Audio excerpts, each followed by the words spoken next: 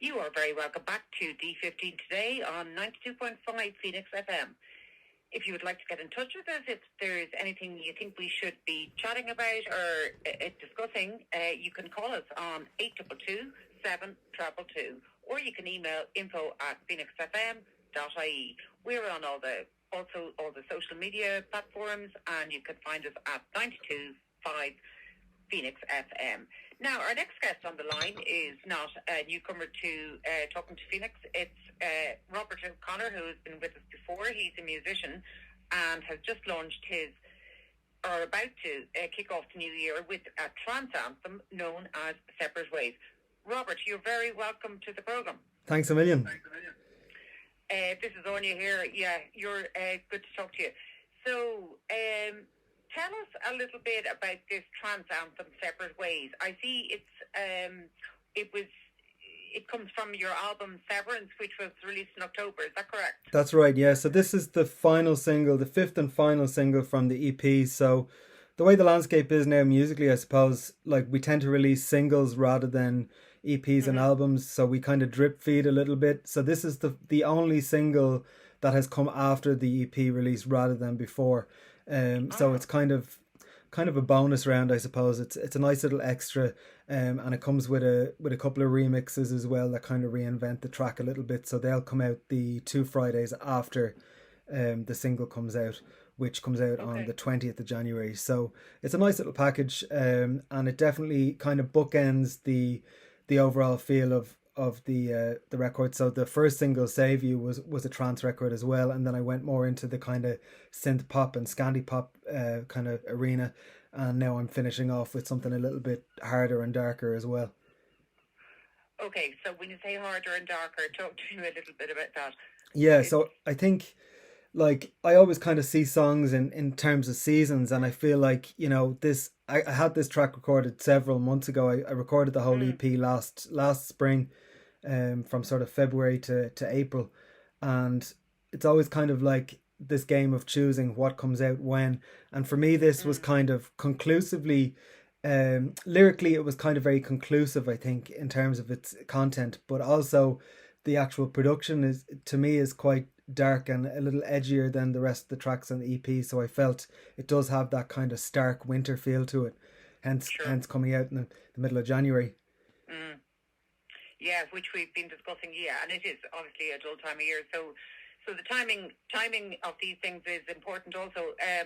But just if I've downloaded the album previously and you're talking about the drip feed of this latest song, does that automatically come into my album, or do I need to download the album again? So the EP is it's about 7 or 8 tracks. There's the 5 singles, so it's 8 tracks, the 5 singles, and then there's some little musical interludes on there, an intro, an outro, and an interlude to make it kind of a full body of work and feel a little bit special rather than just a load of singles thrown together. So that would have been on the EP already, but now we have kind of mixed and mastered it for single release. So I've worked with then a couple of different producers just to give it, you know, a new lease of life, I suppose. And we'll shoot a video. I'm shooting the video on Sunday this weekend.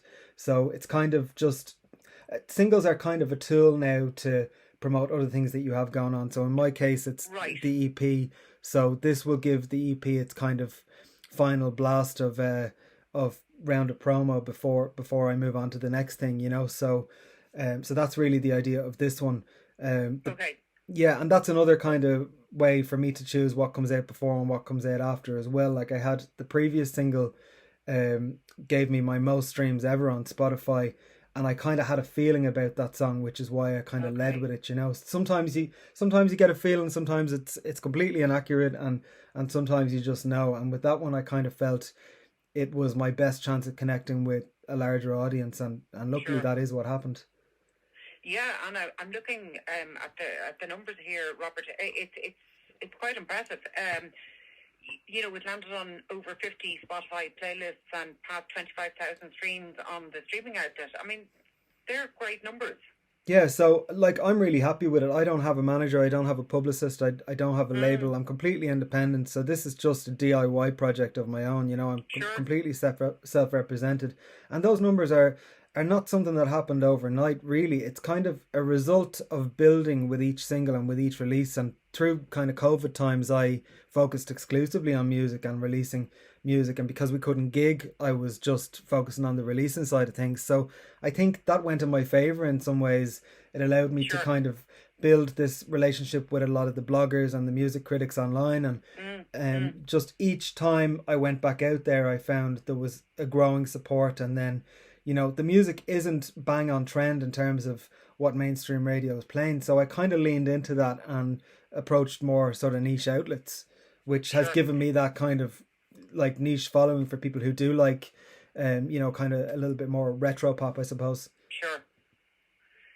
Yeah, and I noticed that RGM magazine gave you quite a commendation, saying, you know, Severance showcases your superb songwriting and sees him finally find his sound. I mean, that's quite a statement. I know it's actually crazy sometimes when I read back these reviews, because when I'm in the midst of it all and I'm posting, I feel like I don't digest, you know, what's been said about the music that I've made and released. And it's not until, you know, you finish the kind of campaign and scroll back to look at what you've done right and what you've done wrong before you move on to the next thing. It's then that it kind of hits you that, you know, this has actually gone really well in the grand scheme of things when you take into consideration budget and all those A things. very lonely role at times, you know. Oh, yeah. I suppose, in terms of saying, right, you know, what's going to get into, what's really going to connect here with my audiences, you know, and that can be lonely, I guess, yeah? I think so. And I think, like, you can then, what I found with this previous single, One Way Ticket, was that when that did start to land, and when I started to get a lot of DMs and, you know, people were approaching me rather than the opposite way around, that then brought a new layer of pressure, I think, if I allowed it to, in the sense of me going, right, I knew what was coming directly next after that, but I'm now in the songwriting process for sort of what comes after. And your head does go to the place of, okay, do I need to make something along the lines of that again? What happened there that was special that didn't happen, you know, with the previous few singles? Yeah, and what was the connection point? And sometimes it's just a magic moment. Like, I mean, with that previous single, the process was a little bit different. I had been sent this backing track, essentially, a demo that was kind of, it wasn't bare bones, but it wasn't what it became. But there was enough there for me to hear potential in it. And within a day of receiving that, I had written the lyric and the vocal melody, and I sent it back to my producer, Garrett Shortland, in the UK. And, you know, had I not written something to that, he would have moved on to the next act and said, well, do you want to do something to this kind of thing? And for me, it was just the second I heard it, I knew this has to be mine and I have to write something to it quickly so that I can secure it, you know? So it was just one of those things. It just happened. And I find with the ones that happen really quickly like that, whether you write them fully yourself or whether you write them to something that's pre-made, sometimes you just hit gold with something, and then other times you can have a song sitting around for 2 years and be struggling to finish it, you know? Yeah, and I see Gareth Shortland, your producer. He doesn't work with small operators either. No. No. Yeah, So, he's been like, fantastic. Step, the Razor, Will Young, all of that. So you're in good company there. I've been extremely lucky, and I think the fact that I wanted to make this kind of 90s, noughties pop dance, it made sense to go to somebody who had an expertise in that area rather than you know. And Gareth is in his 30s. He's the same age as me, and he was around for that era in the first place. You know, he was growing up. Okay, so he gets it. So he gets it and he loves it, and he knows that I wanted to make this kind of unashamed pop record that wasn't self-conscious or, you know, conscious of trends or any of those things. We just wanted to make what we wanted to make, and whoever connected with it, you know, great. And if it ended up a case that, you know, it didn't connect, then we could still stand over it because we loved it ourselves. So it was definitely a labour of love between the two of us, and then with Richie McCourt, who's Irish producer. Oh, sounds it anyway. Yeah, so he has worked with a couple of newer acts like Erica Cody and Amy, who were up and coming and doing very well already.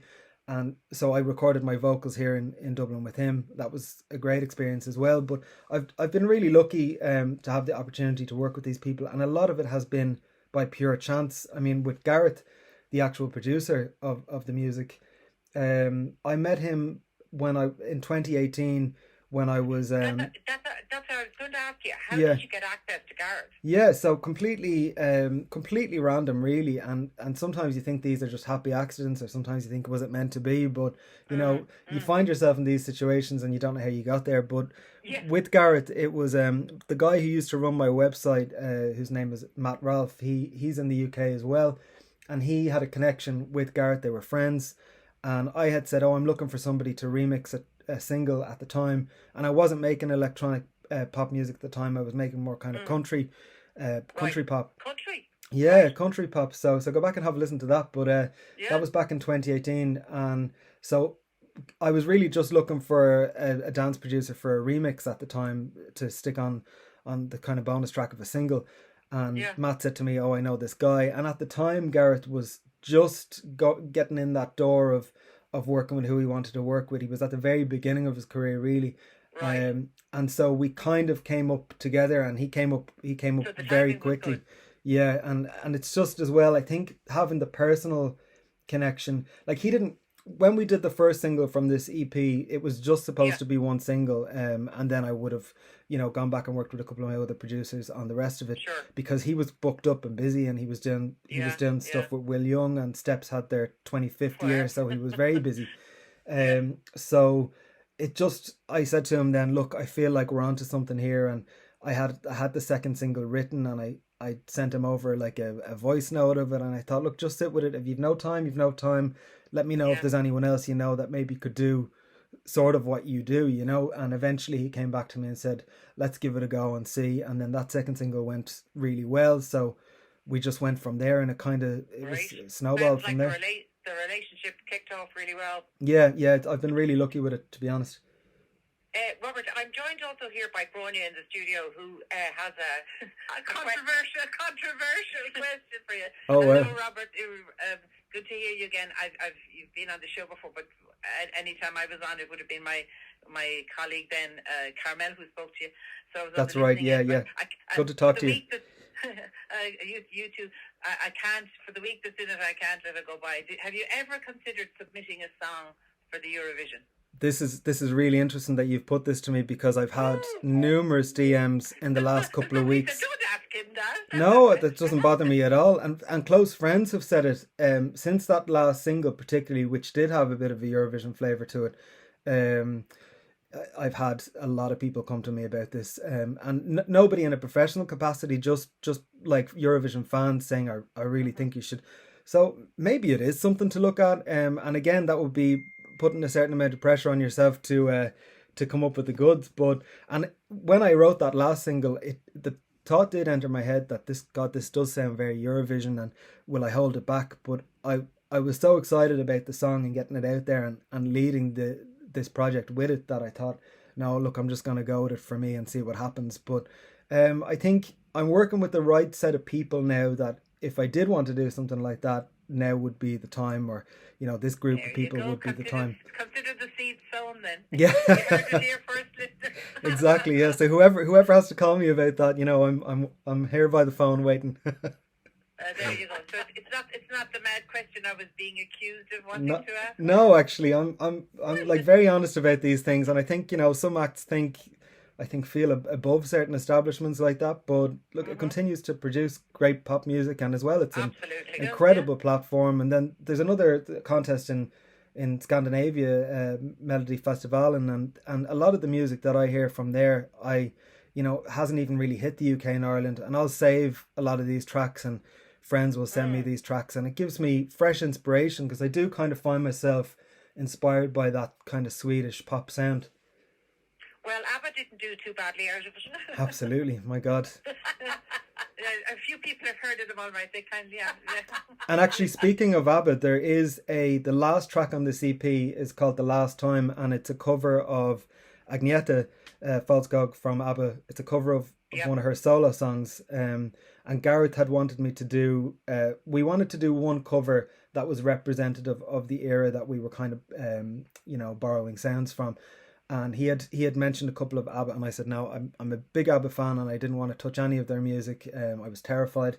So I said, let's do something kind of ABBA adjacent. So we found this kind of power ballad on Agnieszka's album and kind of transformed it into what actually now sounds more like an ABBA track.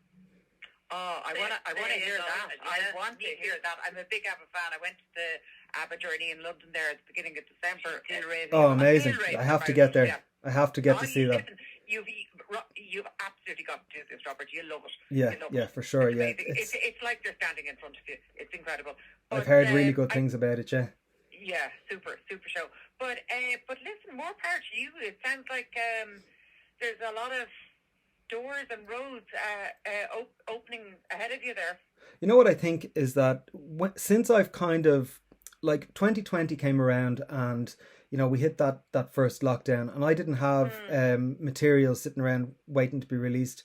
So I kind of started digging through what I had written and what I had, because we were so limited in terms of even getting out and recording. And it made me start to collaborate with producers outside of Ireland, and that completely broadened my horizons and the palette of sounds that were being brought to the table. And I think that was really the turning point for me, because being at home for all of that time and thinking, right, what am I enjoying listening to? What do I want to put out there? And what am I going to listen back to in a couple of years and think, you know, I don't want to listen back to my music and think, oh, I just hopped on every bandwagon just to desperately try and claw a few extra listeners.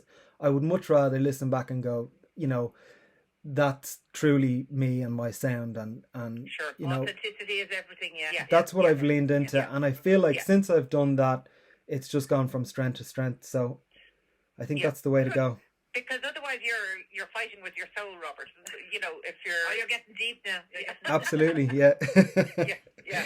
It goes deep for sure. Listen, I think we're time to let the music do the talking. Yeah, we're running out of time now, so we're going to give our listeners a taste of Separate Ways from your critically acclaimed EP, Severance. Thanks a million. Hope they like it. God bless. Long go forward.